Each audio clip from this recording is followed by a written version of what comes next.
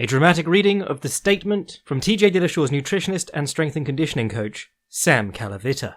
It is with a heavy heart that I, Coach Cal, the owner, founder and purveyor of The Training Lab, have recently seen the defeat of one of my family members in recent months. The defeat is not due to the skills and combat savvy of an opponent of flesh, but rather a defeat at the perilous hands of a far more sinister foe. The demon of self-doubt which haunts each and every one of us at one time or another in our lives. As a man of few words, preferring passion and belief as a shield to be carried out upon, I am bemused to careless and reckless dialogue, for no other purpose than to make myself heard among the masses plagued by willful ignorance. However, there is an appropriate time, and even a required time, for the head of the family to speak out. And this is such a time.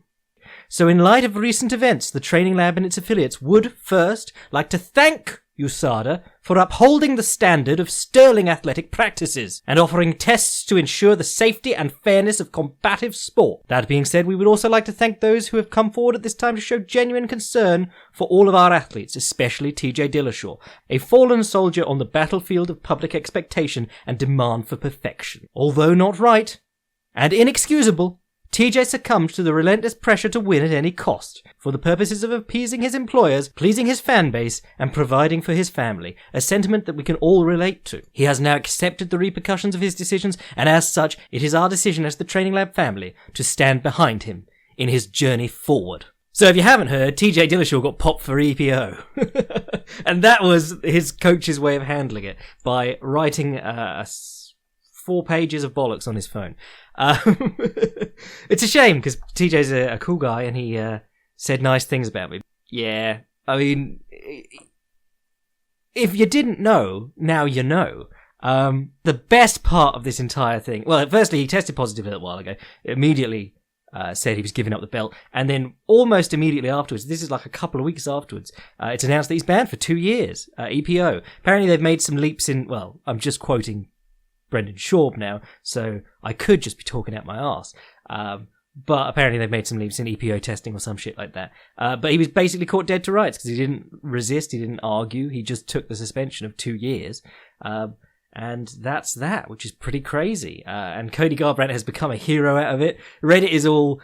Cody Garbrandt called that TJ Dillashaw was on EPO 3 years ago without ever mentioning Cody Garbrandt called TJ Dillashaw was on EPO because he said that TJ Dillashaw taught the whole team how to do it. It's amazing. Like, he says these things and people are like, well, he's just silly. He probably didn't know what he meant. And you're like, there's no possible thing he could mean except that TJ tried to teach him to do drugs or did teach him to do drugs. And even better, Uriah Faber's now like, oh yeah, we all knew. We just turned a blind eye. And you're like, well, pretty much incriminated your whole gym there, mate. But at any rate, Dillashaw's out for 2 years. Cody Garbrandt will be champion again unless they keep him out of the picture. Well, he did just lose to Pedro Munoz, so, you know, Pedro Munoz versus Dom Cruz, because they've got to shoehorn Dom Cruz in there somehow. And then maybe Mighty Mouse comes back now that he's not worried about TJ Dillashaw. Right, so that's the first piece of news this week. Let me have a big slurp from my 8-inch podcasting mug. If your mug's only, 4 or 5 inches, I doubt whether you're actually doing a proper podcast. So yeah, news, TJ Dillashaw out for 2 years, done. Nada, gone. But in more interesting news, Ross Pearson retired this week. I can't remember who the lad who beat him was, but I said last time, like, Ross Pearson still has the look, not the looks, but a bit like a potato with ears, but he's got the savvy and the tricks, but he just doesn't have the youth and the athleticism to keep up now. He was hammered out of there with about 80 punches in 5 seconds by his last opponent. But he's decided to retire, and good on him. Had a great little career, never really got through to the upper echelon, but was always a very dangerous fighter and had some very slick boxing that, you're not even going to see at the top levels at the moment. That inside slip, he could just work so well off that. He digged the right hand while slipping to the inside, but he also did a great job of slipping inside and then coming up with the left hook. Very good at getting to the inside on longer opponents, unless they're Dan Hooker and they knee him in the head when he does it. But yeah, Ross the boss, the real deal. One of my boys, a very fun fighter. If you've never seen him before and you wonder why I talk so positively about him, go watch the fight with Soteropoulos, because Soteropoulos, at the time, we were like, very nice jiu-jitsu, had an interesting jab, and then he fought Ross Pearson, and Ross just lit him up at every turn. Absolutely brilliant fight, or for Pearson at least. Other news, Yoel Romero's out of his fight versus Jacare. I believe that's an injury. No word on it being a USADA thing yet. But Jacare was on the Twitter being like, oh, God, one guy pulls out and then another guy pulls out and the guy that they're trying to get me is running from me. And I was like, is Mousasi running from you again? No, so Jack Hermansson stepped in. What a great decision by Jack Hermansson. And also coming off a fight where he took no damage and got a quick finish. So that'll be exciting. And if there's, Jack Hermansson's pretty decent wrestler. Maybe he can do the Luke Rockhold and stop the takedowns and try and strike. I mean, he's an awkward striker. Is it Southpaws he sucks against or Orthodox fighters he sucks against? I can't remember, but they were talking about it on Heavy Hands the other week. But yeah, that'll be a good fun fight, and Jacare gets another win, and everyone can go, well, I still think Mousasi would beat him because he's old now, even though Jacare's still in there smashing top-level competition. Quick McGregor update. Lawsuit by man whose phone he smashed is dropped. But then he has just punched another dude in a pub in Ireland because the dude came up to him, said the Russian smashed you or something like that, and McGregor allegedly hit him. And then there was the unpleasantness last week between him and Habib, where they both said nasty stuff, which we won't get into here because I don't want to get sued, in case that's not public. I think it is public now, but, I know a bit before you peasants because I'm, professional reporter with 3 capital R's, and I'm in the Dublin WhatsApp group. And then Manny Pacquiao was announced to be joining Rising, and they were like, oh my god, Manny Pacquiao's fighting at Rising, we made it, boys. And then later in the week, they quietly announced, with about half as much pageantry, that he's going to be an ambassador for talent in the Philippines. Even though all the talent in the Philippines is in Team Leke, and they're busy winning titles and then losing them in really basic ways in one, which is bizarre. Actually, one of them's fighting this weekend. Team Leke is all about that, like, Vitor Belfort / 1980s rat tail. Bunch of rat-tailed knackers down there. I reckon that'll do us for news today. Let's talk about the fights that are coming up this weekend. Bit of an informal one today, and I'm going to pump out an informal Filthy Casuals guide later on Poirier, just to even it up, because I don't want the curse being a thing. The Max Holloway one went down a storm. People loved that. So that was great. So what we got going on this card? Oh, Bilal Muhammad versus Curtis Millender. Curtis Millender, that's a quick rebound from his loss to Zaleski, but I suppose he did lose quickly and by submission. Seems like a tough one for Curtis Millender because I suppose you've got 2 extremes of style. But Bilal Muhammad, I suppose that's a decent test for Millender. You've got a decent grappler in the form of Bilal Muhammad, and not a terrific finisher. He's got a few decisions on the trot recently, actually. We like Curtis Millender here. We like how he stomps on people's knees at distance. You might not, but I do. We like how he uses long kicks and a good jab. We don't like how his hands are always way out in front of his chest, and if you step in on him, he'll step out to the side, like a beautiful side step, but with his chin way up in the air and no guard. Who did I call for the other day for that Curtis Millender problem? I can't remember, but yeah, it's a bit of a bad one. And he's just got such a bad ground game for such a high-level fighter.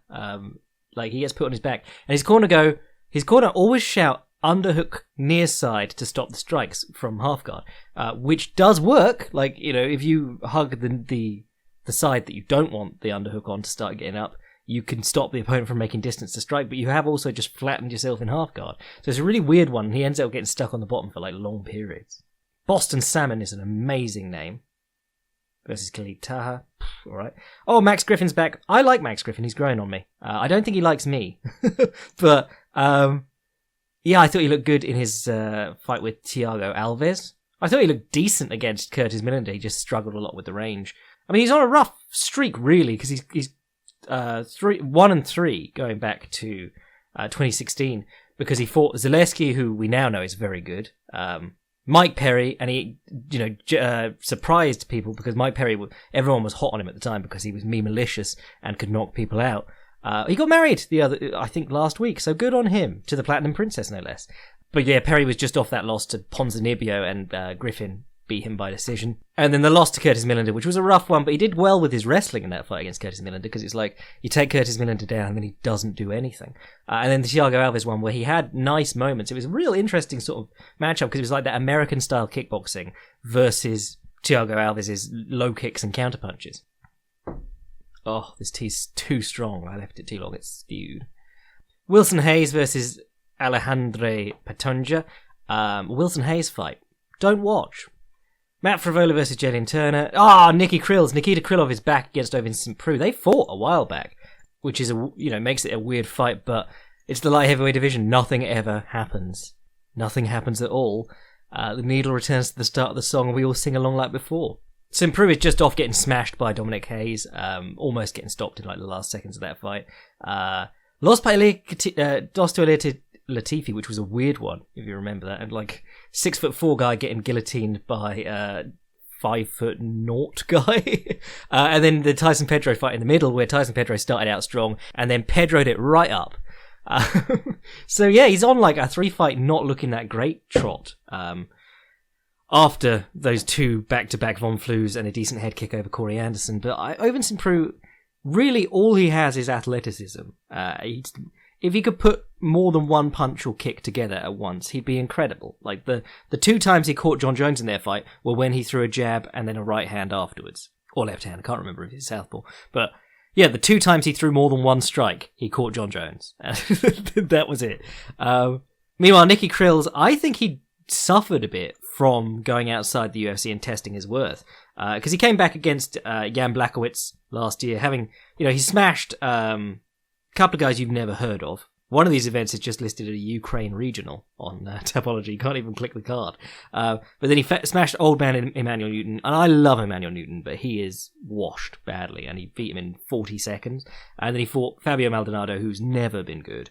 And then he came back to the UFC, presumably for the offer of more money than he was getting previously. But fought Jan Blachowicz and got arm triangled. What was that? I think that was... Blachowicz was on the bottom and arm triangled him. It was a weird one anyway.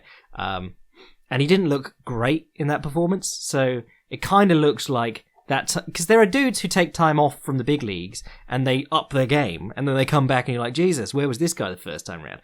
Nick Diaz, great example. But then there are dudes who take a step away from the big fights and smash a load of nobodies, and then come back, and it's like, oh, I'm not competitive with the actual best in the world anymore.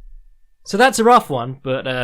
as long as he can avoid getting taken down and holding the guillotine from the bottom of half guard and getting Von Flue choked again, because Nicky Krills is one of the victims of the Von Flue choke, he should be all right. I mean, they both like to kick.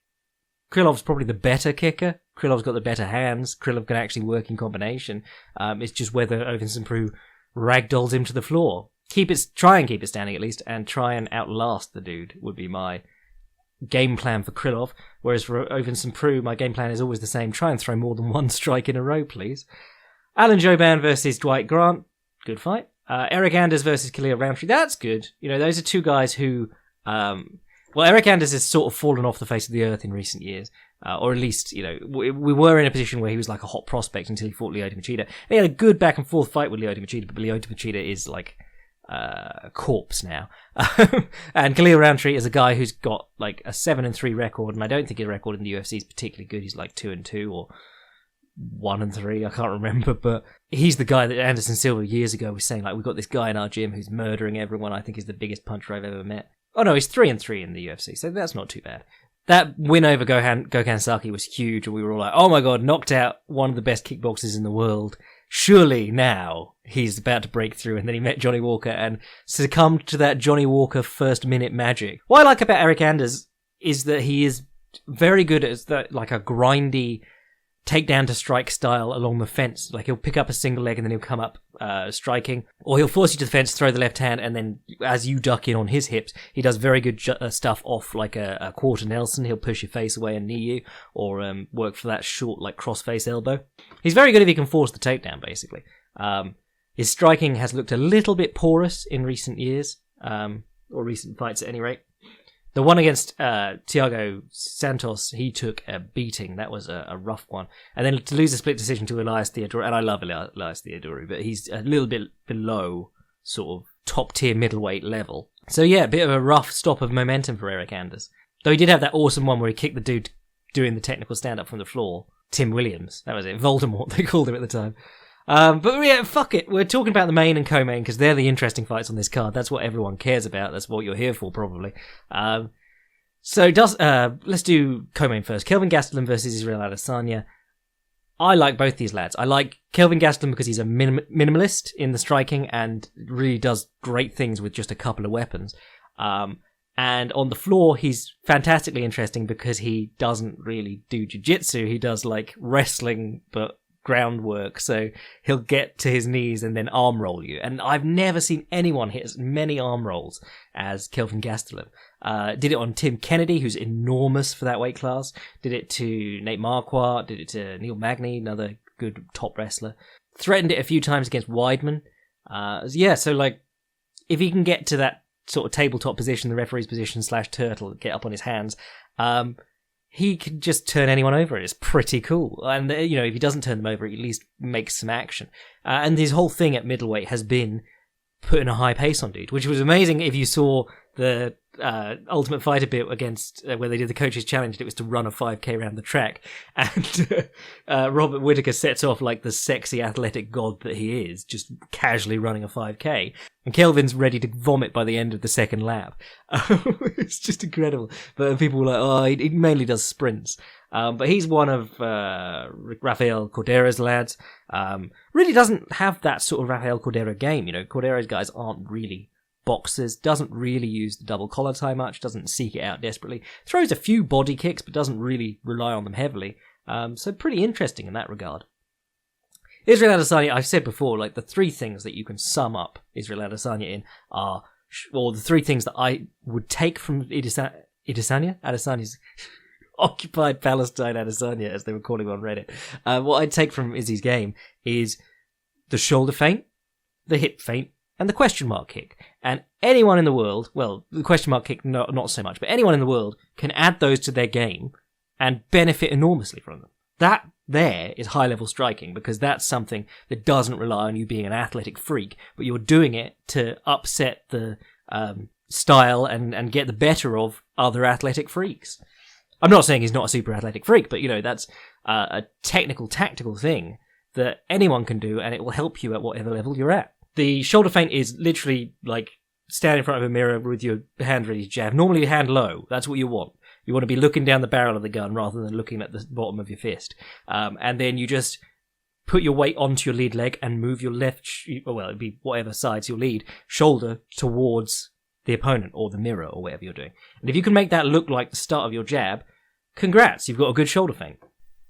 And then the hip feint is just pulling your hip up as if you're going to kick. And then if you do a little stutter step off that, which is like a mini Superman punch, you can make some ground that way.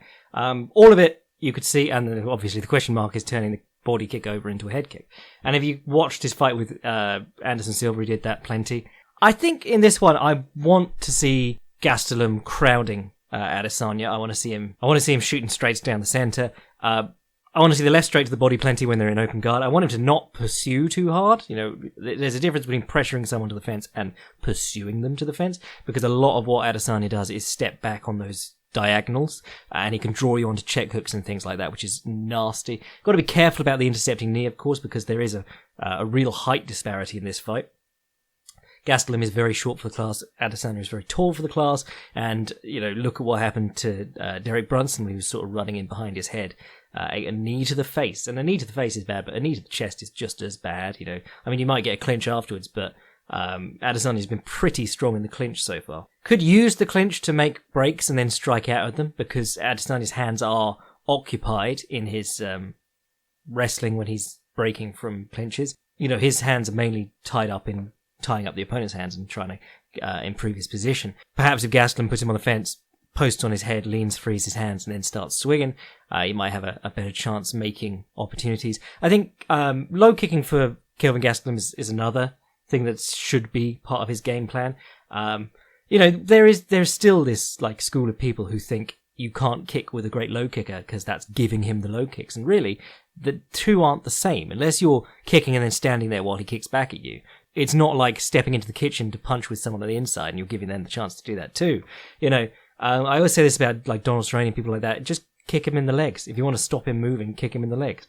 Because he'll have to pick his leg up to check, and then you can step in on it. Same is true of Edson Barboza. And watch Edson Barboza versus Justin Gaethje and Edson Barboza versus Beneil Dariush. You know, Beneil Dariush, Gaethje, you can say, okay, well, he's a really powerful kicker. But Dariush just outkicked him, or outlanded him in kicks at least, by backing him up the entire time. If you've got the guy backing up, you can kick his legs. He can't kick your legs effectively because he's on the back foot, and he has to stop to do so, and you might plant the left or right straight on his face when he does so. So nice pace, lots of straight hitting, low kicks, and then straight hitting when if Adesanya tries to kick on the back foot is what I'd say for Gastelum. I don't know, I can't remember the last time I saw him pursuing the takedown, but I feel like using the threat of the takedown to set up strikes and then pursuing takedowns later if he manages to land good strikes is a better idea than pursuing the takedown for the sake of the takedown. I think you've got to be deceptive against someone who, like Adesanya, is so good in one area and then so prepared to stop the other area. You know, if you turn it into that binary fight where it's just, he's going to be striking with me and I'm going to be trying to take him down, that's sort of a bad thing to do in those situations. Try and take his head off, and then if you can, get the takedown, you know, when it presents itself. Or use the takedown to set up trying to take his head off, and then use the takedown to... You know what I mean. I think for Adesanya, knees and elbows are a really good shout. Elbows especially, you know, if you can get open guard with Gastelum and check his hands, turning over the elbow as he steps in, because that's the other danger. If you're trying to close the distance all the time on a longer opponent and put punches up the center, you run the risk of overstretching and running onto an elbow. Think Rashad Evans versus John Jones, where Rashad's punching range was basically John Jones's elbowing range. The other thing about it, of course, is that it's something you can do when the opponent is pushing you back. You don't have to stand on one leg or generate a lot of power. You just have to slam the elbow out there or hold the elbow out there as their face moves onto it. Intercepting knees to the body would be a big one, because, you know, Gastelum does drive that high pace, but if you can put some strain on his gas tank with knees to the body. But more than that, like, knees to the body really discourage people from driving a high pace and really discourage people from pursuing clinches. A great example is Askren the other day. Ate a good knee from the body to the body from the clinch against Lawler, and then backed up, and then remembered, oh wait, all of my options in this fight come off going forward, had to go back in again. You know, he got the clinch, went, oh, I don't want the clinch, and then remembered he had to get the clinch again. I think, you know, Adesanya, a lot of his game is like that long distance artillery stuff, throwing in the kicks with the ball of the foot and stuff, or low kicks and things like that, turning them over into high kicks. I think getting into that standing at range like Brad Tavares did, is a bad shout. Especially because it makes when you actually do step in and you like bite down on your mouthpiece to step in and pursue him, it makes it so obvious, and he's normally stepping back on an angle and trying to crack you with an open side counter or a check hook on that like diagonal.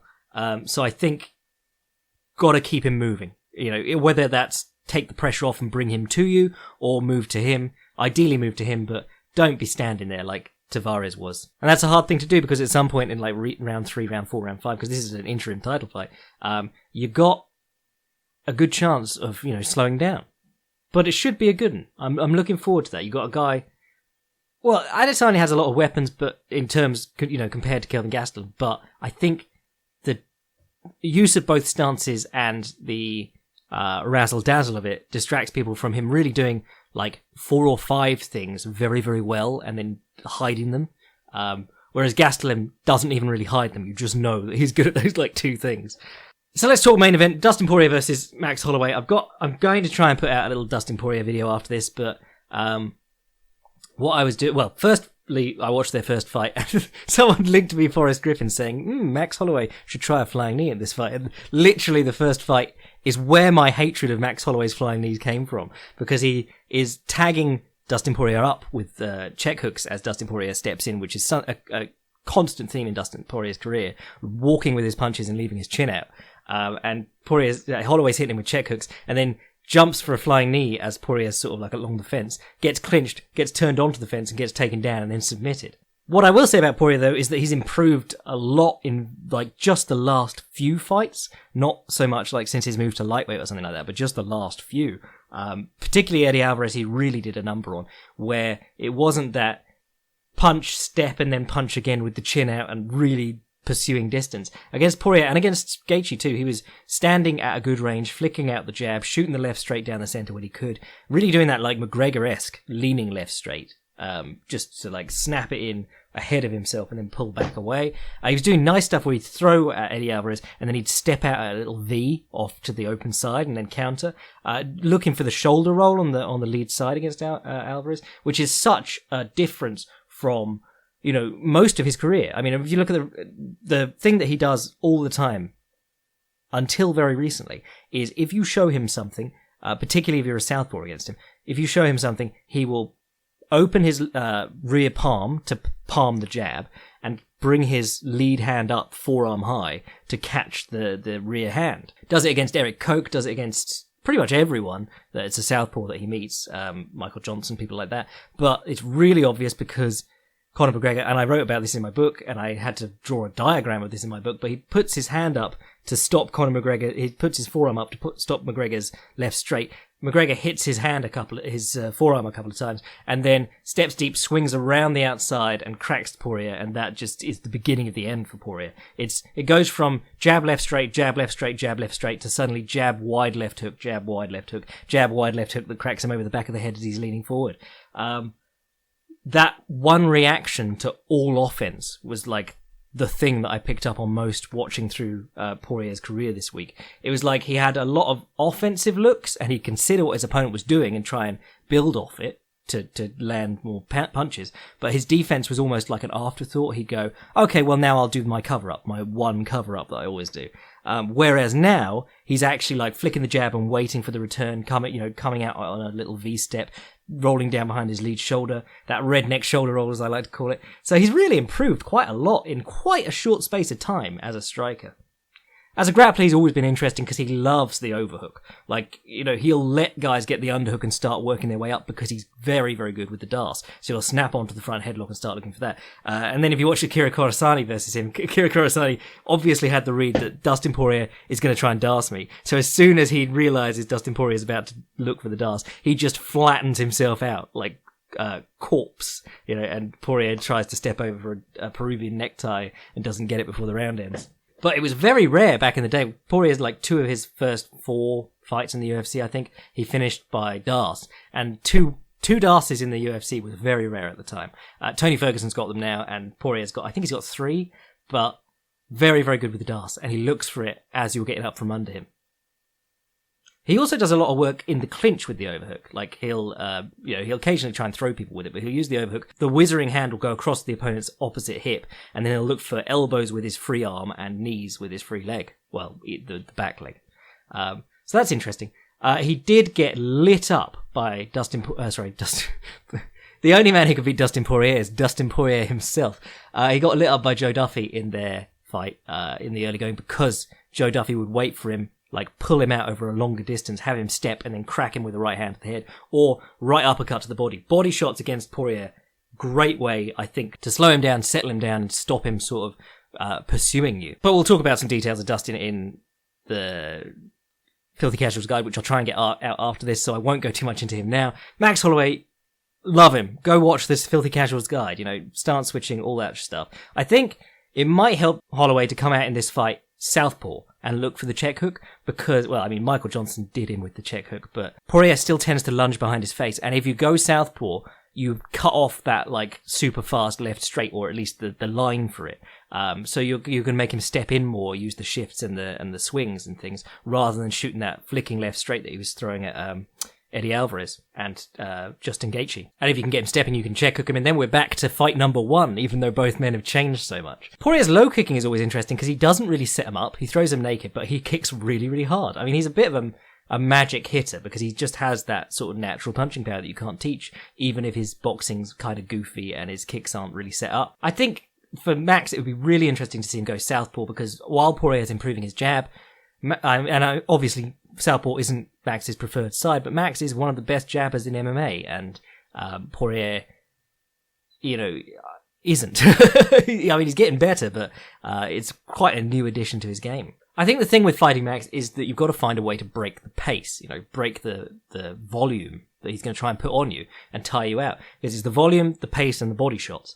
And I think the ways to do that are fight in the clinch, which is probably Dustin's best chance here. Push him back, get in the clinch, work from there with elbows and those short takedowns and hit him on the ground. What he did to Duffy, he made ugly He kept striking, like with collar ties and stuff, and elbows from the whizzer, but it was a rough striking match rather than a boxing match out of range.